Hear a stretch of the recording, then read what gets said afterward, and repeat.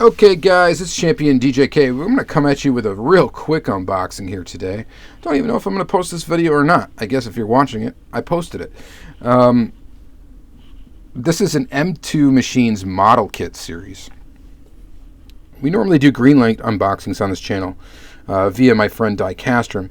This particular one is also a Diecast order. My buddy ordered this at Diecast on Instagram, also Diecast here on YouTube, which is Diecast Rum, as in like spiced rum, like Captain Morgan's. Yeah, so search him out if you want to see more content from him. But he ordered this case of a 4-pack of Machines model kits, and I think it's a sealed case. So I decided I'm going to go ahead and do a video on it since we do have a chance at scoring a chase. So it's got the quintessential, M2 tape on it. I don't know if M2 still puts like an indicator on the box that tells you whether or not there's a chase in the case. Hopefully they don't, because that's kind of silly, and that's, especially for like hobby dealers, because it makes it easy for them to just pick out chases, and I think that hobby dealers that sell sealed cases should sell sealed cases that have a chance at scoring a chase. That's just my opinion. Now I know some hobby dealers can make some money selling the chases, and there's nothing wrong with that, but then just don't call your case sealed. Call it buying a set. And I think if you're honest about it, it doesn't matter which way you go. But we're going to check this out, and I don't even know what's in here. So there's the release number 37,000-30. Quantity pack of 4, so we're going to have 4 vehicles here. We might as well start pulling them. Okay, so I think I have seen this set in Walmart. So the first one you get is a Dodge A100 in green.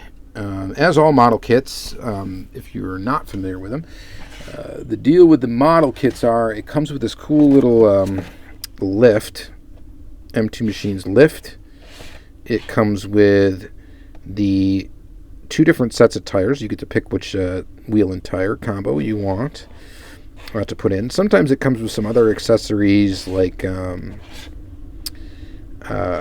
different engines and stuff for the ones with opening parts. This one doesn't have an opening part, so it really doesn't come with anything but just wheels and tires. You basically just get to pick which wheels you want, and the other set is spare.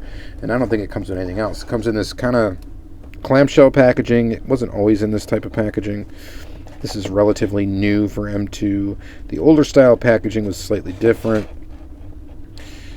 But nice presentation. These are limited to 7,500 pieces.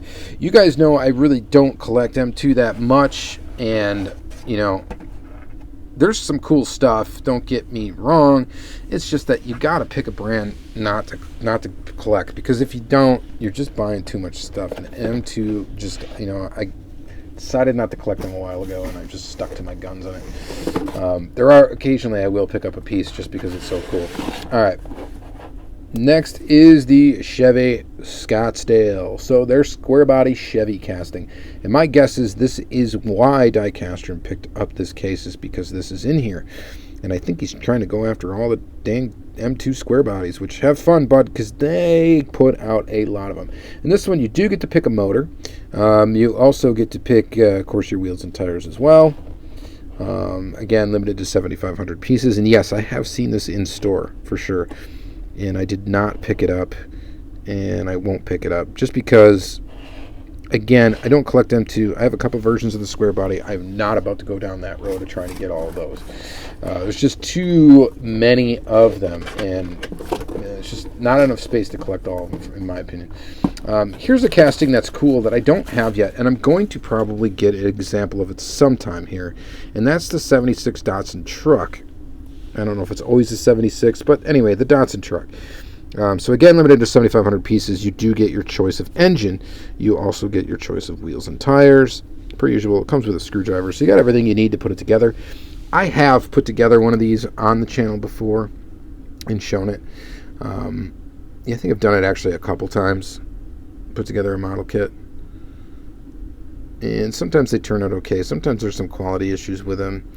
And M2 is cool and everything. I think, if you want my honest opinion on M2, I think they suffer from quality issues a lot. And I think the reason why that may be, okay, and this is just a hypothesis, but M2 really has gotten shelf space at Walmart for such a long time. And I know that Walmart really tries to make as most margin as possible. And I could be speaking way out of bounds here, but my guess is they have to produce these at such a low cost to make money on them, the ones that go to Walmart anyway. They have to produce them at such a cost where they need to really, they're making a thin profit margin. And I just don't think they have a room, they have a lot of room in there for trying to really clamp down on quality control. And this is just a guess, and I think that may be why sometimes the brand suffers from quality issues. Now, that's just a theory. Part of it just may be the way that they are put together. They do use a ton of different little pieces and stuff like that. They're still being manufactured, in China. Same sort of situation that any other diecast manufacturer is using, but they are putting a lot of parts into it, and I get that. It's a lot of parts. It means the more parts you put into a vehicle, the more things that can go wrong, especially if you're trying to come in at a low price point that's going to be palatable for someone, that's looking for diecast on the pegs at Walmart. You can't charge too much for these things or nobody will buy them. And Walmart still needs to make a piece, of the pie, right? So just simple, economics will tell you that that's probably why they can suffer for some quality issues. Now, the nice thing about the model kits is that you do put them together yourself, so you have a little bit more control over it. Although I have had issues with the axles, the wheels not staying on the axles and all that, and having to glue them and stuff like that, when I really don't buy these very often. If there's a car that's super cool, I sometimes will, but it's very rare. All right, sorry about all of that. And then the last one, and it is not a chase. This is the Ford Mustang Gasser, the Pony Up. Again, limited to 7,500 pieces. Again, it comes with a lift. This one, you do not get an engine choice. You only get wheel choice. Your pick whether you want the gold style wheels or the chrome. And I think for this one, gold would be the way to go. And you can use those other wheels for a custom or something like that. I guess that's the other kind of neat thing about the model kits is you do get an extra set of wheels. So for you customizers, you got something else to use on another custom. That is if you are an opener, meaning you're going to open this car. So 2 sets of wheels. But I think these things retail, I want to say, for like almost $10. And part of it is because you got that big metal lift in there. But yeah. So there you go. What do you guys think? What do you guys think about the model kits? I know M2 is popular. Just because I don't collect them doesn't mean that they are not good in their own way. It's the one brand I just kind of stayed away from collecting too much of. I do have some of it, and there are some castings I have in my collection that I adore, that I actually really, really like. So I'm not going to say they're all bad or anything like that. I'm not trying to bash them either. It's just these are just things I've noticed, and hopefully you appreciate my honesty. All right, so that is it for this video. Hopefully you guys enjoyed it. Yeah, I think we're going to post this. Why not? It's a little chat, and yeah. Let me know what you guys think about M2. Do you guys collect them? Do you not collect them?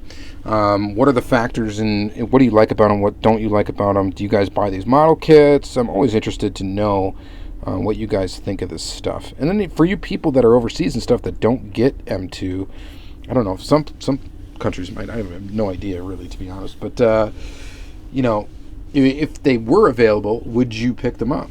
Do you think you'd give them a shot? So I'd be interested to know. All right, thank you guys very much for watching again. You guys have a great day, and yeah, we'll see you in the next one. Thanks.